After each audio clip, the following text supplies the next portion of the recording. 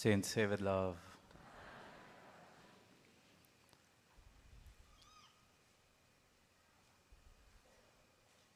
Today, here in this beautiful theater, the moment I entered, I couldn't help but notice the grandeur, the interiors, and the beauty and the entire atmosphere that this building has. Stepping on this stage, I couldn't help but think about those timeless words that Shakespeare wrote, that the world is a stage. We have probably heard that countless number of times. And then during the satsang, we also heard that reference of an actor playing so many different characters, and then going back home, living the life that he has built for himself.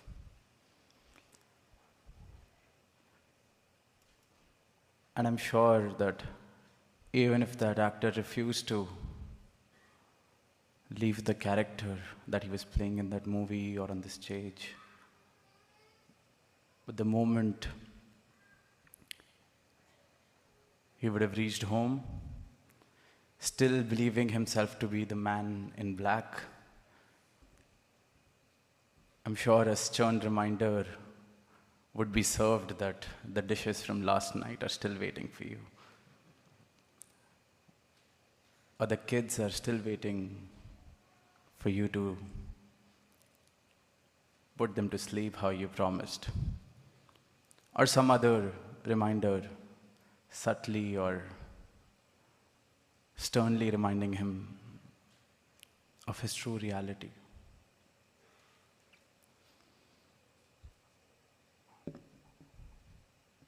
But the reminder of our reality, of who we truly are,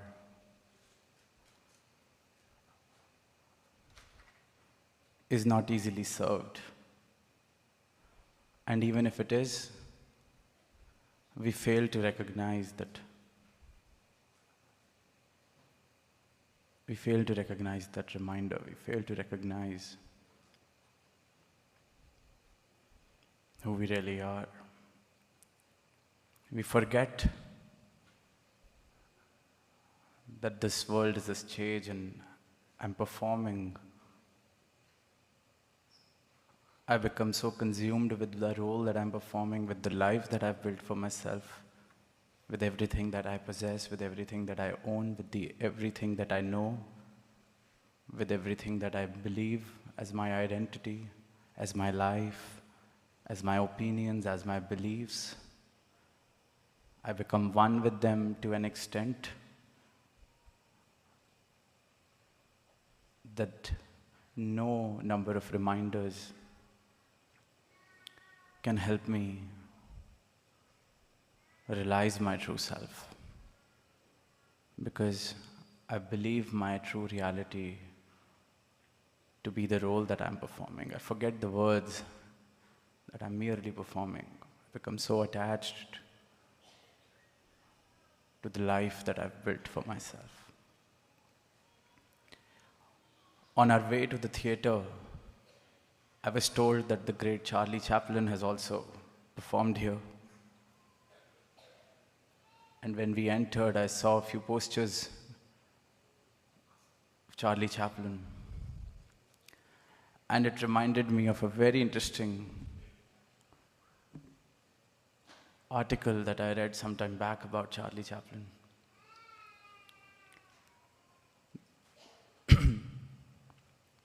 It said that once Charlie Chaplin was not shooting or performing. He had some time on his hand and he was just spending some time to get back his creative processes and everything. And he got to know about a competition where people were competing that who will act or impersonate Charlie Chaplin the best. We have seen many such competitions where people compete to be one or the other celebrity. We still see so many people making their living out of impersonating an actor or a character so well that they make a whole life out of it. So Charlie Chaplin got to know about the competition that was going on, and he decided to take part. He decided to take part in that competition and compete with the 25 odd participants who were trying to win the competition by being the best Charlie Chaplin impersonator. And the story goes that Charlie Chaplin came 10th. Charlie Chaplin couldn't win against the ones impersonating him.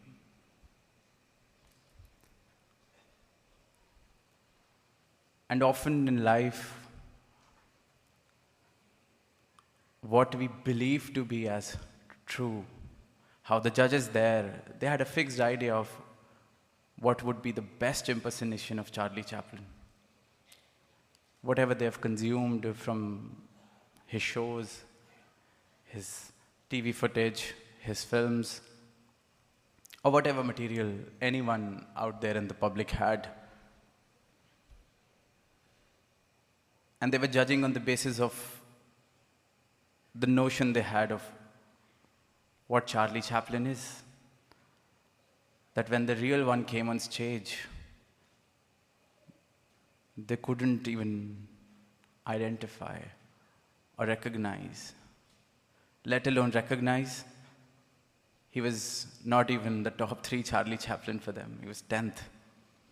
And it is said that this is a myth, this is not true. But even if it was a true story, I wouldn't be surprised. Because this is what we as humans do. Our ideas of truth, our ideas of life, our ideas of what we are, who we are so strongly embedded in us that we cannot recognize the truth even if it is right there in front of us. Even if it is right there, staring to our face, shouting to ourselves. But the whole point is that truth never really sells itself. The truth never really imposes itself. The truth never really even speaks for itself. There are countless number of instances where someone who gained enlightenment refused to speak. And it was not because of the inability to speak. It was because the realization that even the best of my words will not do justice to what I have attained, to what I have realized, to the enlightenment that I have received. Even the truest of my words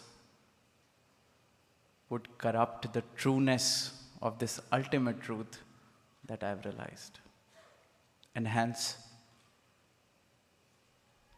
the true enlightenment might be sitting right in front of me, and I will fail to separate it from something that is impersonating to be enlightened.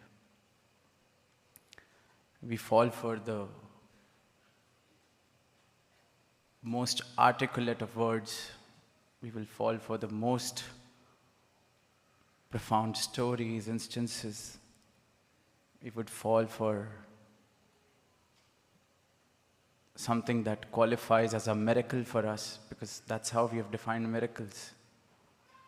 But we still wouldn't find the truth, because the truth would be sitting right there, not imposing itself, not saying anything, because even mere speaking about the truth can corrupt it. That's how subtle this realization, this enlightenment is.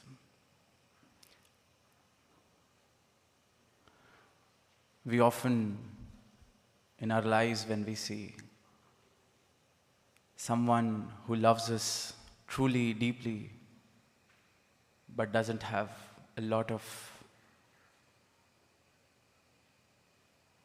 superfluous words or big acts to express that love, we often are in doubt of that person's love as well.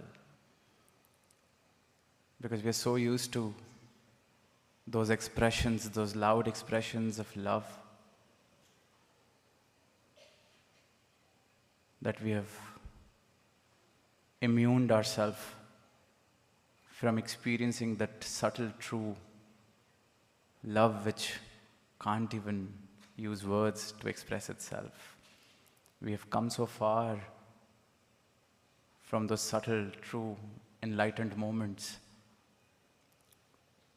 And this is where the question comes, how to go back to that?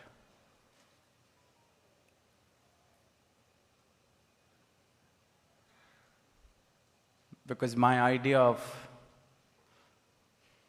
what spirituality is, what life is, why I am here, what makes my life successful, anything and everything, my beliefs, I am so fixated and so one with them that only what fits in my framework, only what fits the bill according to me, will work for me. But we fail to see that when the things that are fitting my bill are working for me, the reason behind it is satisfying my idea of myself, my own ego, because those are the beliefs that I have created around myself. And the more and more I find things that are aligned with them, the stronger that structure becomes, the stronger that belief becomes, and the more difficult it is to break free from it.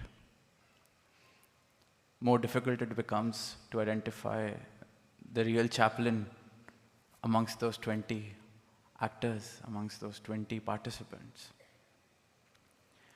And here starts that journey. At this point, the journey begins. I will need to deconstruct and let go of all my beliefs, all my ideas.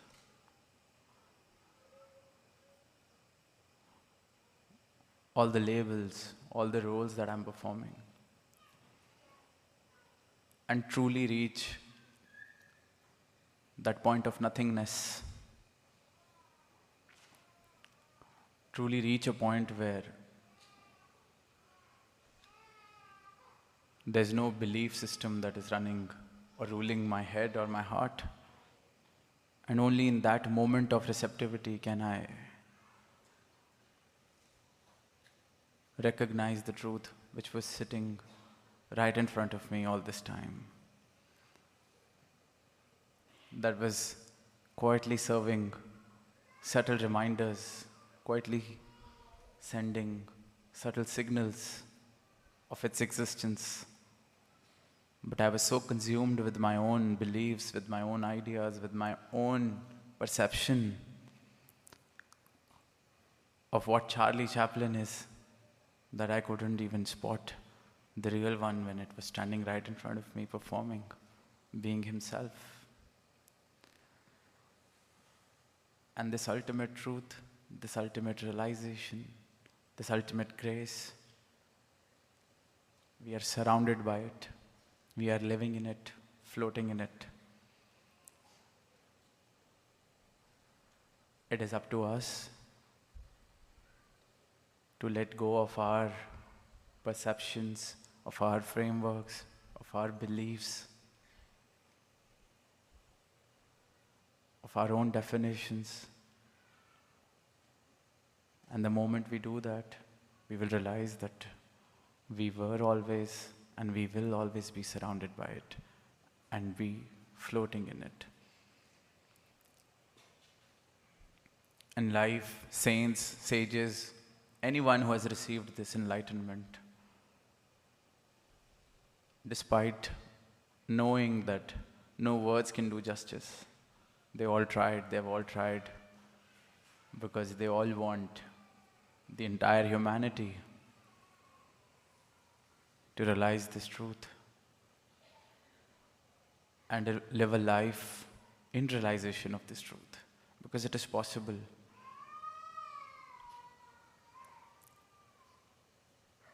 And this journey only begins when we start identifying the structures, the frameworks, our own definitions. And the moment those definitions start dissolving or diluting, and the more they dilute, the more they dissolve, the closer we are to this ultimate realization. The closer we are to identify the true chaplain on stage, identify him from the impersonators. And in the end, I would just like to seek blessings for the entire humanity, for all of us here. Because of this rigid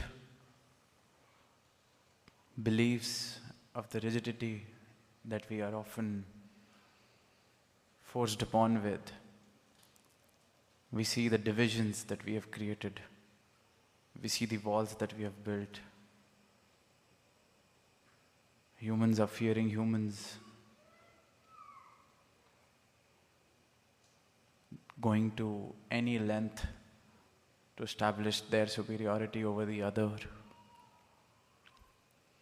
going to any strength or length